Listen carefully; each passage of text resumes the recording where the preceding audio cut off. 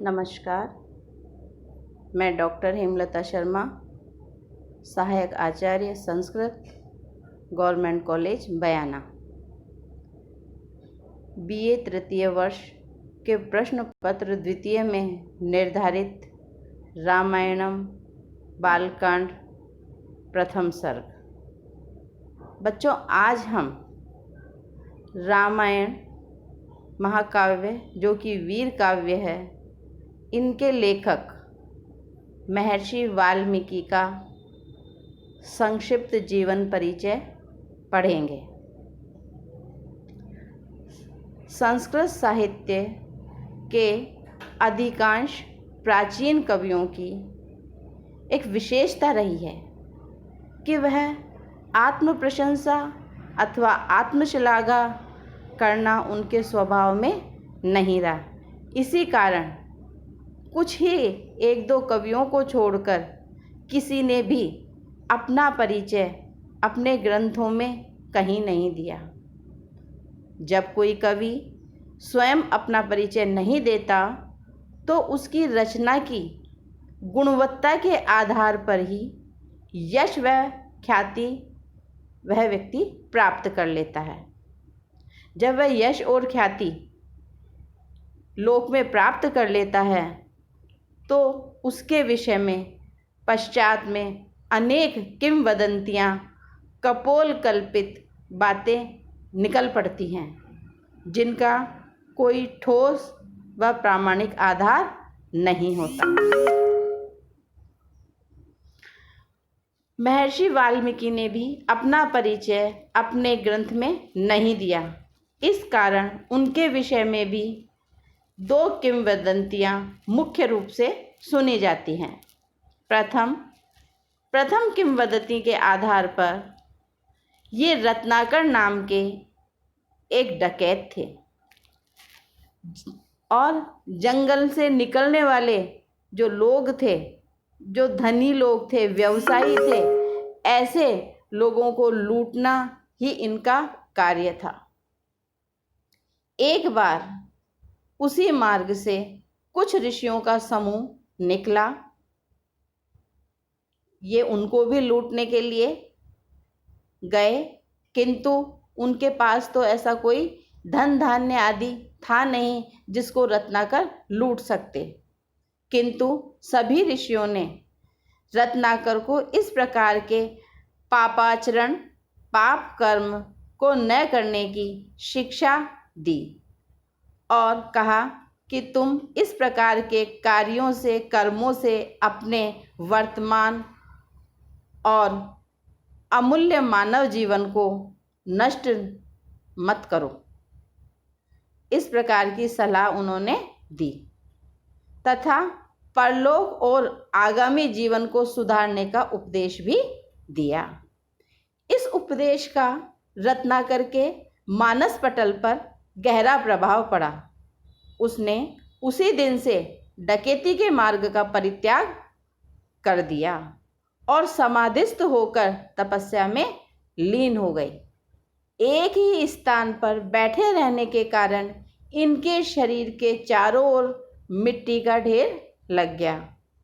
उसी में दीमक तथा अन्य जीव जंतु, पक्षियों आदि ने अपना निवास बना लिया। दीमक ने भी बांबी बना ली। वल्मीक, जिसे वल्मीक कहते हैं, तपस्या पूर्ण होने के पश्चात और मौलिक ज्ञान की प्राप्ति हो जाने पर ऋषि वल्मीक से निकलकर बाहर आए। तब से इनका नाम वाल्मीकि पड़ गया या प्रसिद्ध हो गया।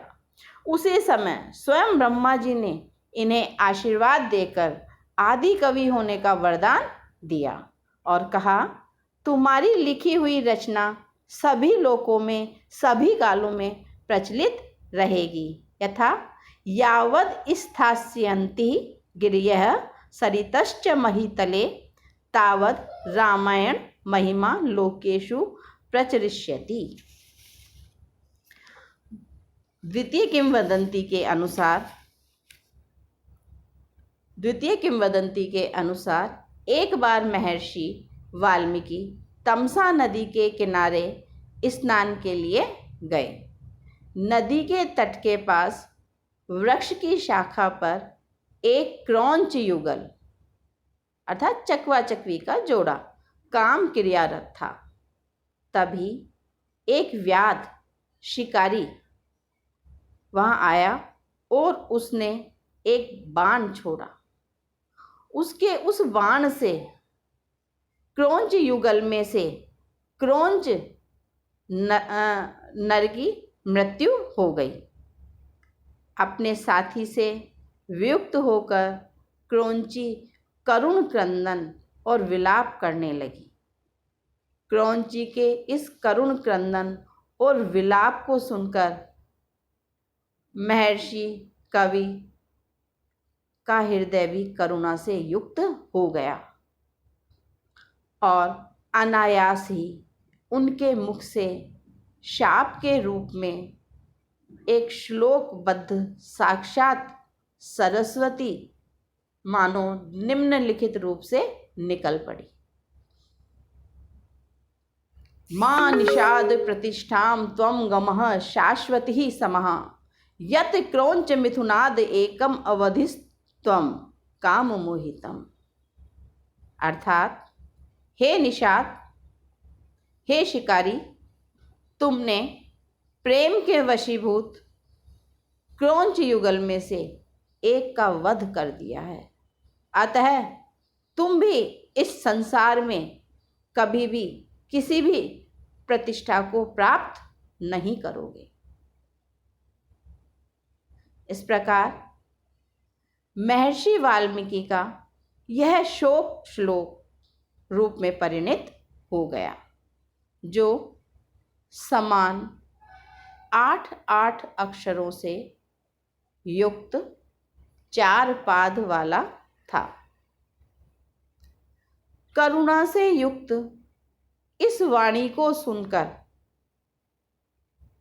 ब्रह्मा जी महर्षि वाल्मीकि के समक्ष स्वयं प्रकट हुए और वाल्मीकि जी को आशीर्वाद दिया और साथ ही आदेश भी दिया कि आप पद्यात्मक शैली में श्री राम के चरित्र को लिखें। ब्रह्मा जी के कथनानुसार ही नारद जी ने वाल्मीकि के लिए श्री राम के जीवन चरित्र का विस्तार से वर्णन किया।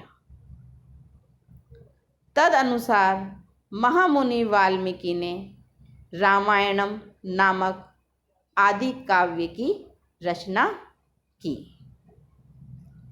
तो बच्चों, इस प्रकार से महर्षि वाल्मीकि, जो कि प्रारंभ में तो एक डाकू थे, लेकिन ईश्वर की आराधना करते हुए, तपस्या करते हुए वह ऋषि स्थान को, महर्षि के स्थान को प्राप्त कर लिया।